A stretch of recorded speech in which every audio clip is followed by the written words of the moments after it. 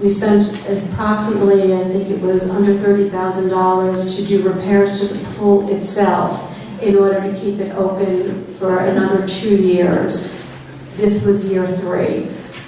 We kept it open. There are some leaks that are starting to show underneath the swimming pool. The swimming pool is in no danger whatsoever. It's very safe to use it, but it's something that we're watching. At some point, we're going to have to do either major repairs to the swimming pool, and when I'm saying major repairs, I'm talking about restructuring the base of it, putting in new ventilation, doing all kinds of surface repairs that we're talking a couple of $1 million. That it's something that's not just a maintenance item, but a capital repair item, not something that we're discussing in this budget. Capital projects is something that will be discussed in a couple of months in terms of where we're going, and with all of these discussions, there will be discussions of the swimming pool as early as this Wednesday as part of the Finance and Facilities and Technology Committee. They've asked us to look at what it would cost to keep the pool open and for what period of time, as well as what it would cost to make any kind of changes to the environment there. We will be doing that analysis, but it's not part of this budget. If we could keep the pool open, we will keep the pool open. The money that's being put into the budget is specifically put in there in case the pool cannot stay open.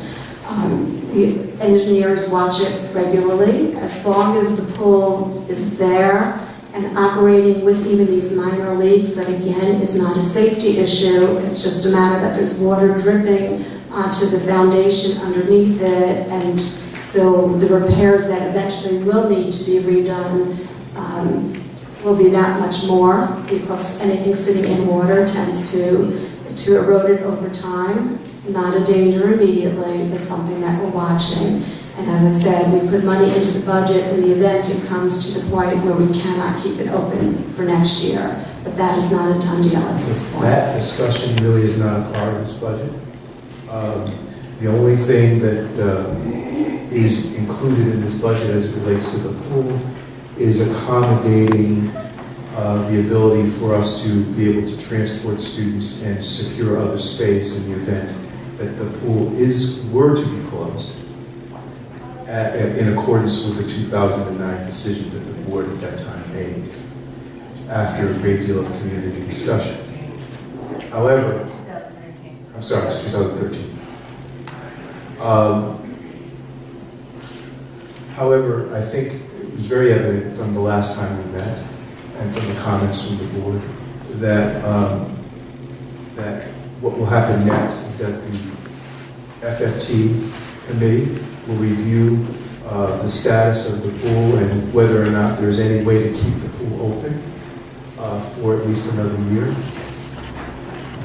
while the strategic plan is unfolding. You'll notice there, second item up from the bottom, that the strategic direction calls for the redesign of all aspects of, and it goes on to talk about the use of facilities.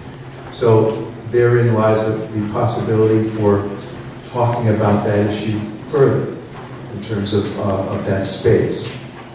So simply put then, I think it's important to note that the FFT will be reviewing the possibility of keeping the pool open, and that conversation will be happening later this week.